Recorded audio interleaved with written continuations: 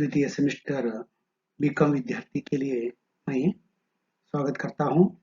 आज मैं एक छोटी सी कविता ओ मेघ नामक कविता लेकर आया हूँ।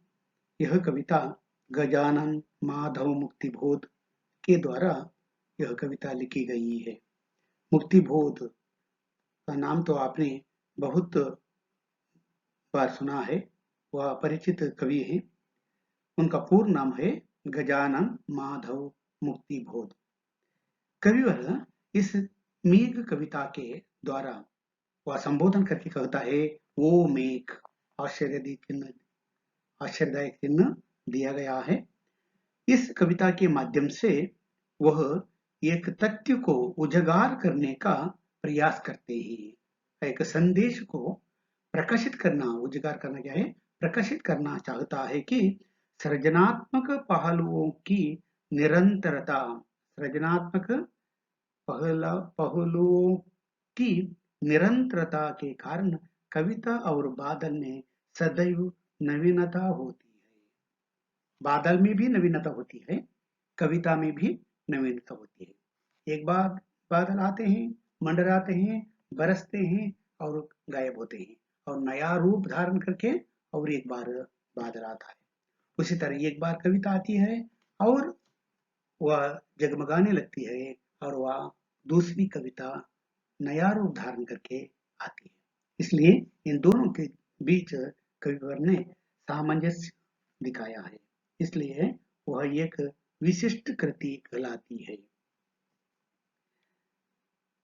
मेघ और कविता एक ही सिक्के के दो पहलू मानता है मुक्तिबोध।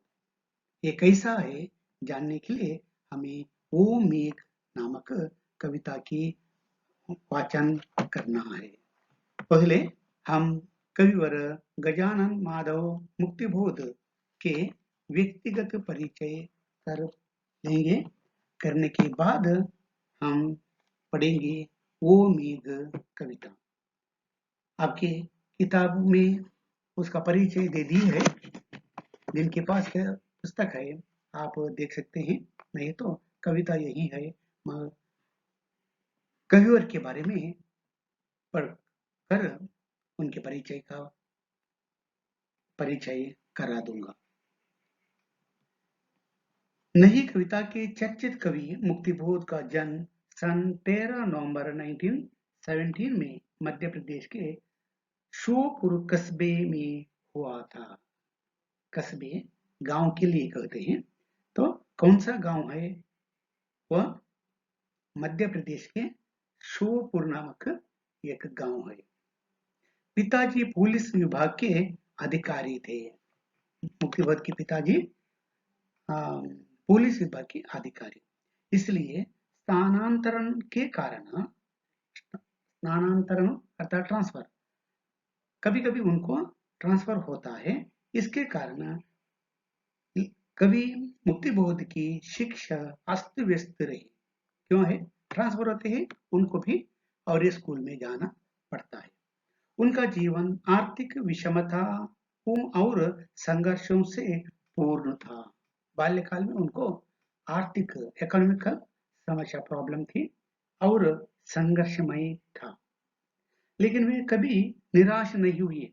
इतना समझ होने पर भी कभी निराश नहीं हुए। उन्होंने मध्य भारत प्रगतिशील संघ की स्थापना की। हंस के संपादकीय विभाग में काम किया है। पहले प्रगतिशील संघ की स्थापना की है, बाद में हंस पत्रिका के संपादक के रूप में काम किया है। संपादक, एडिटर। एमए की परीक्षा उत्तीर्ण की, फिर मृत्यु पर्यंत राजनंदगांव के दिग्विजय कॉलेज में प्राध्यापक रहे। 11 सितंबर 1964 को उनकी अकाल मृत्यु हुई। क्यों अकाल मृत्यु मानता है? क्योंकि 1917 में उनका जन्म हुआ है, 1964 में उनकी मृत्यु हुई है। तो उसका डिफरेंस देख लेना चाहिए। तो 45 प्लस वर्ष है उनकी। 50 वर्ष में भी वह तक भी नहीं जी सका है। प्रथम तार सप्तक में मुक्तिबोध की 16 कविताएं प्रकाशित हुई। ತಾರ್ ಸಪ್ತಕ್ನಲ್ಲಿ ಅವನ 16 ಕವಿತೆಗಳು ಪ್ರಕಾಶಿತವಾಗಿವೆ। पर उनकी प्रतिष्ठा व्यापक रूप में 1964 में प्रकाशित चांद का मुंह टेढ़ा है के बाद ही हुई। उनका दूसरा काव्य संग्रह भूरी भूरी खाक फूल भूरी भूरी खाक धूल 1980 में प्रकाशित हुई अथवा उनकी मृत्यु के बाद हुई।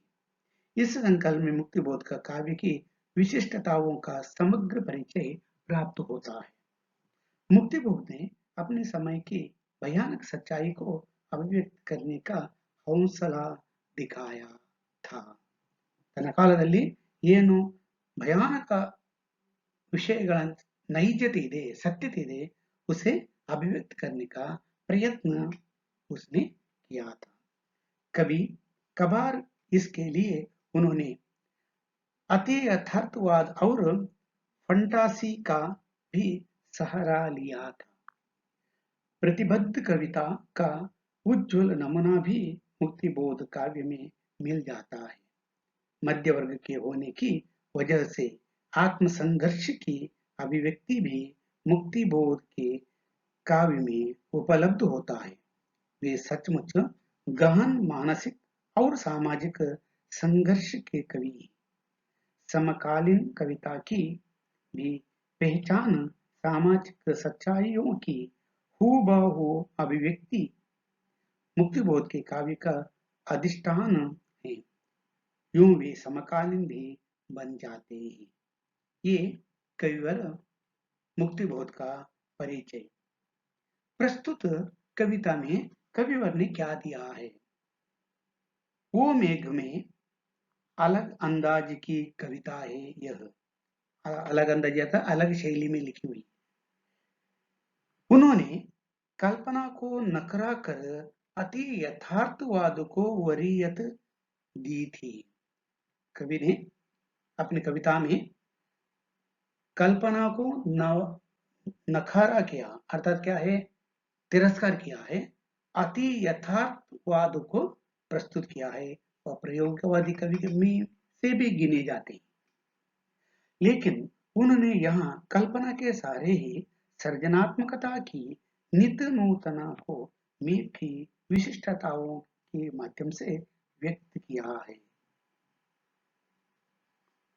ये कवि और कविता की विशेषता। और हम कवि और जानकारी प्राप्त करेंगे। एक बार कविता पढ़ना अनिवार्य है, इतनी ही छोटी सी कविता है। वो मेघ पुराने हो पर बार बार आते हो, पुनः पुनः लौटते स्वप्न के गहन शक्ति से, इसलिए तुम नए नए लगते हो। बरस बरस कर धरती रसा बनाकर अशेष होकर अपना चरित्र पूर्ण करते हो। खूब अनुभवी बहुत पुरानी होकर भी तुम बिल्कुल मौलिक नए नए तुम कहलाते हो। विलीन होकर जन्म ग्रहण करने का तुमको एक नशा है, इसलिए कि श्रेयस की प्रेरणा महान है, आत्मवश है। वो प्रपितामह के प्रपितामह नवल रूप धर तुम श्रेयस की उत्तेजना प्रेरणा सिद्ध हो। मन में घुलती हुई पंक्ति के प्रतीक भी हो।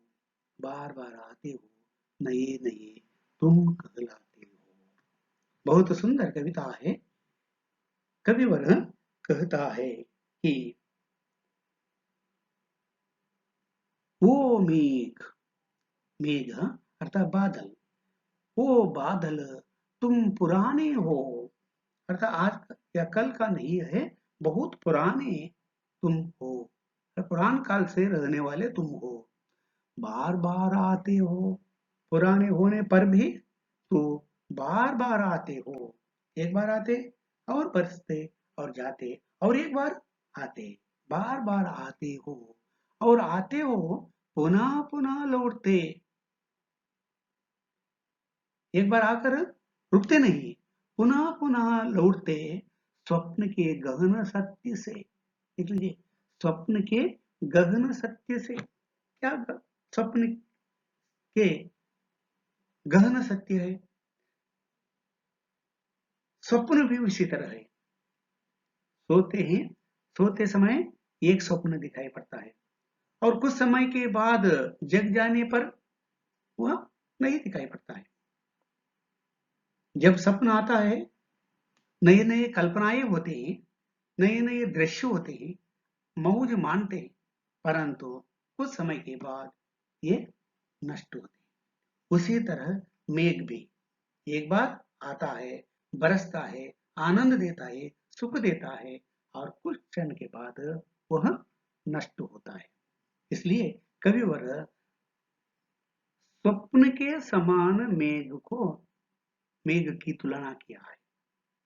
देखेंगे, इसलिए तुम नए नए लगते हो। स्वप्न के समान होने के कारण तुम नए नए लगते हो। क्यों? एक स्वप्न आकर जग जाने के बाद सोते समय और एक स्वप्न आता है, नया रूप रहता है, नया विषय रहता है, नया आनंद रहता है। मेघ भी उसी तरह बरस बरस कर धरती रसा बना कर तुम बादल इस धरती पर बरसते हो। बरस बरस कर धरती रसा बनाकर, असा इस प्रकृति को रसयुक्त बनाते हो, फलप्रद बनाते हो और धरती रसा बनाकर आशेष होकर अपना चरित्र पूर्ण करते हो। तुम आशेष, शेष ना रहना, कुछ भी नहीं दिखाई पड़ता और नया रूप धारण करके पुनः तुम बरसते हो। यह अनंत काल से आता रहा है, लेकिन भी नया नया लगता और फिर तुम क्या करते हो?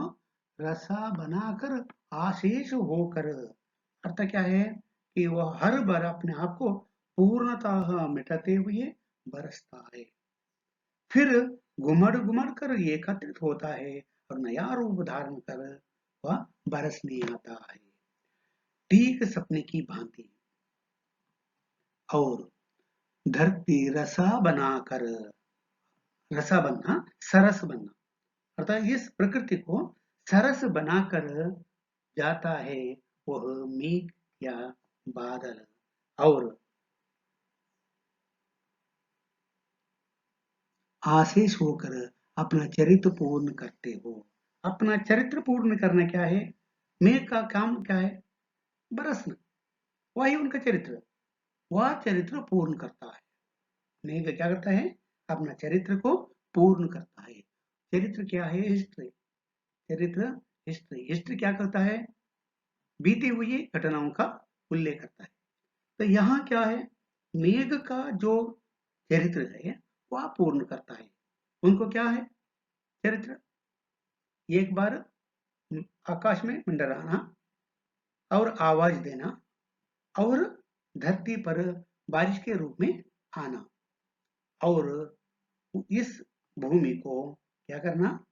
सरस बनाना, सुख देना और चरित्र पूर्ण करते हो।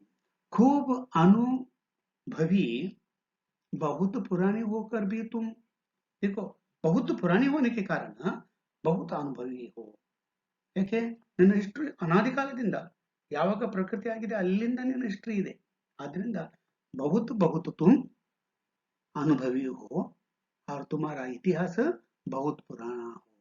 बिल्कुल मौलिक नए नए तुम कहलाते हो और तुम मौलिक, मौलिक अर्थात मौल्ययुक्त, वैल्यूएबल, वैल्यूएबल जो बातें हैं तुम नए नए ढंग से बताते हो और विलीन होकर, हाँ बिल्कुल मौलिक नए नए तुम कहलाते हो, विलीन होकर जन्म ग्रहण करने का तुमको एक नशा है, तुम्हें एक ನಶಾ है. ನಶಾ ಅಂದ್ರೆ ಅಮಲು. ಯಾವುದು? ಈ ಪ್ರಕೃತಿಗೆ ಬೇಕಾದ್ದು ಎಲ್ಲವನ್ನೂ ಕೊಡಬೇಕು. तुम्हारा जन्म ग्रहण क्यों हुआ है? इस प्रकृति माता को जो कुछ चाहिए वह सब कुछ देना. इसलिए तुम अपने आप को कृतार्थ मानते हो, इसलिए कि श्रेयस की प्रेरणा गहन है, आत्मावश्य है. अरे इनमें ही आपको श्रेय पान, ಶ್ರೇಯ ಪಾನ, ಶ್ರೇಯ ಅಂದ್ರೇನು? ಶ್ರೇಯಸ್ಸು, ಯಶಸ್ಸು. ಈ ಯಶಸ್ಸನ್ನು ಕಾಣುವಂತದ್ದು ಯಶಕು ಪಾನ तुम्हें इसमें कर्तव्य है, आत्मवशी है. वो प्रपितामह के प्रपितामह, प्रपितामह, पितामह पिता का पिता, पितामह. प्रपितामह कौन है? उनका पिता. जिस तरह हम कन्नड़ में कहते हैं पिज्जा कहते हैं. पिता ತಂದೆ, प्रापिता अज्जा, सॉरी पितामह अज्जा, प्रपिता जो पिता का पितामह, उसे प्रपितामह कहते हैं. ತಂದೆಯ ತಂದೆಯ ತಂದೆ. ಕವಿವರ್ಯ ಇಲ್ಲಿ ಏನು ಹೇಳ್ತಾ ಇದ್ದಾನೆ? ಓ ಪ್ರಪಿತಾಮಹಕ್ಕೆ ಪ್ರಪಿತಾಮಹ, ಪಿಜ್ಜನ ಪಿಜ್ಜ ಅಂತ. ಅಂದ್ರೆ ಅನಾದಿ ಕಾಲದಿಂದ ಬಂದಂತಹ ಈ बादल नवल रूप धर, नवल नवीन, तुम नवीन रूप धारण करके बरसते हो, तो तुम श्रेयस की उत्तेजना प्रेरणा श्री हो. तुम क्या हो? कि श्रेयस की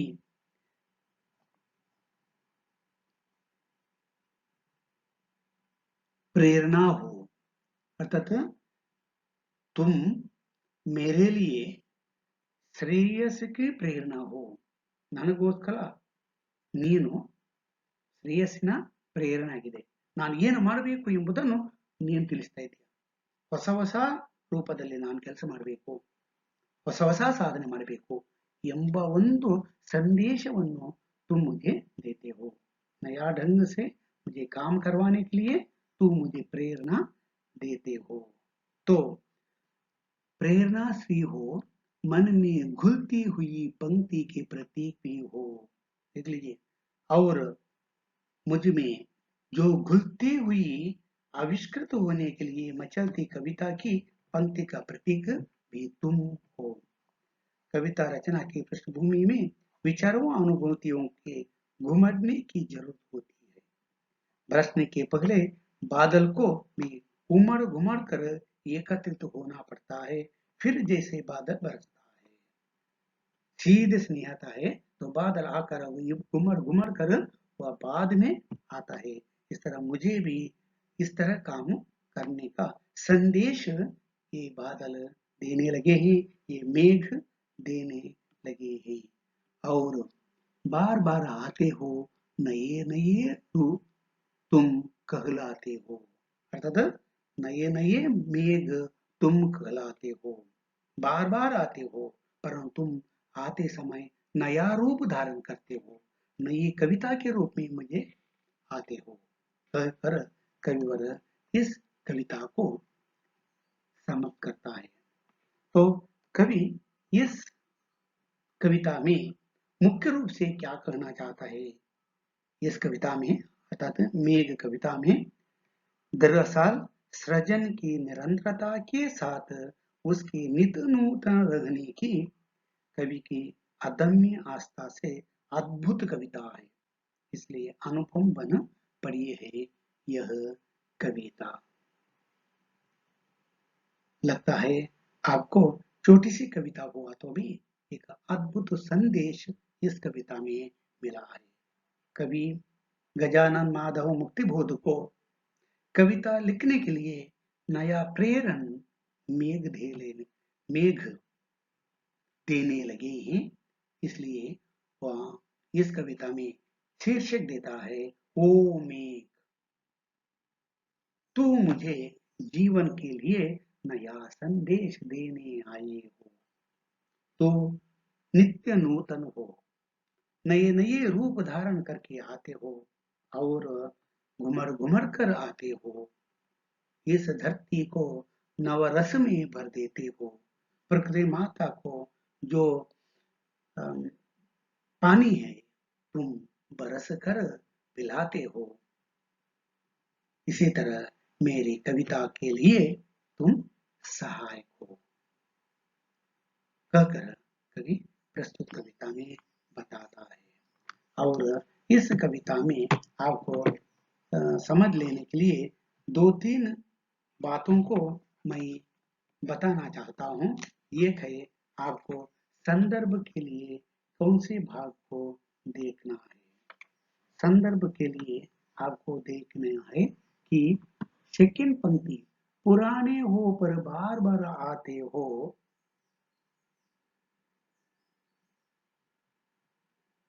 पुनः पुनः लौटते स्वप्न के गान सत्य से, तुम नए नए लगते हो बरस बरस कर। यहाँ तक प्रथम चार वो में छोड़कर ये चार पंक्तियां एनोटेशन के लिए है।